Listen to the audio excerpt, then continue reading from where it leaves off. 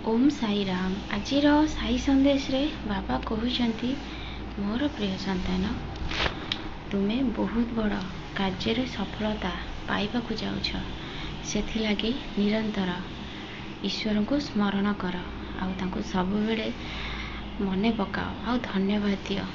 तुम्हें जो सफलता पाइबा को जाउछ तुम्हें मन भितर स्थिर कर जे मुझे सफलता पाई सारी। सेथिलागी ईश्वर को बहुत धन्यवाद दियो। देखिब तुम्हें बहुत जल्दी से सफलता को हासिल करिब संतान।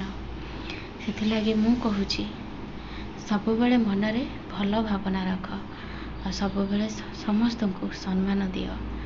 तुम पाई जी जेते खराब करू तुम्हें किंतु केबे कहार खराब चिंता करनी। जी तुम प्रति अन्याय करिछि ता फल से निश्चय पाइब। तुम्हें किंतु तुम कर्म उपरे ध्यान दियो। तुम्हें सब बेले अन्य लोकों को कर्म उपरे ध्यान दौछ। से एमिति करुछि मते काहेकि सेमिति कहिला संतान। एमिति कथा भाभी भाभी बहुत समय बीती गलानी। समय कौन तुमको अपेक्षा करुछि, समय ता बाटे चली जाउछि किंतु तुम्हें निज कर्म उपरे जमार भी ध्यान दौना।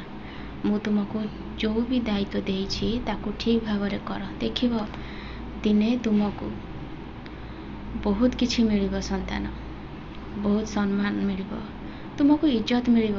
तुम्हें सब बेले कहूछ बाबा मु समस्तଙ୍କ ପାଇଁ सब किछि करूछि, एमिति कि निजको भी भूली जाउछि किंतु एते कला परे भी खाली निंदा छड़ा टिके प्रशंसा भी नहीं बाबा।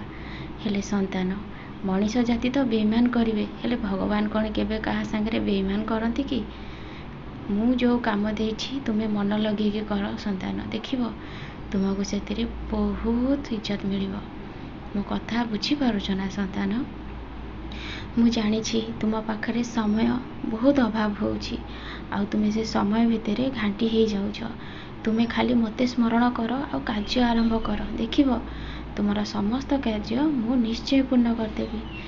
तुम्हें किछि समय बाहर करी आज मोर साई सच्चरित्र गोटे अध्याय निश्चय पाठ करिब आउ हनुमान चालीसा पाठ करने कथा केबे भी भूलिबनी। आज हनुमान जयंती तुम्हें आज मंदिर को जाई 7 थर हनुमान चालीसा पाठ करी संध्या समय निज घर को फेरिब। देखिब तापरे तुम जीवन रे कौन परिवर्तन होउछि आउ तुम्हें आगो को केमिति उन्नति करिब संतान। सब बेले मनटा को सफा रख, स्वच्छ रख। केबे भी कहा सांगरे प्रतिवाद करनी, कहा सांगरे झगड़ा करनी, मारपीट करनी। सब बेले समस्त सांगरे सरल व्यवहार कर। तुम्हें भल हेले ईश्वर तुम सांगरे रहिबे आ तुमको से आगो को बढ़िबा को सहायता करिवे। तुम पाख पाखे से सब बेले थिबे। मु सब बेले चाहे मोर संतान माने हस खुशी रे रुहंतु। तुमर कर्म फल जेते बेले भोग करने को पड़ुछि सेते बेले तुम्हें ईश्वर को धन्यवाद दियो।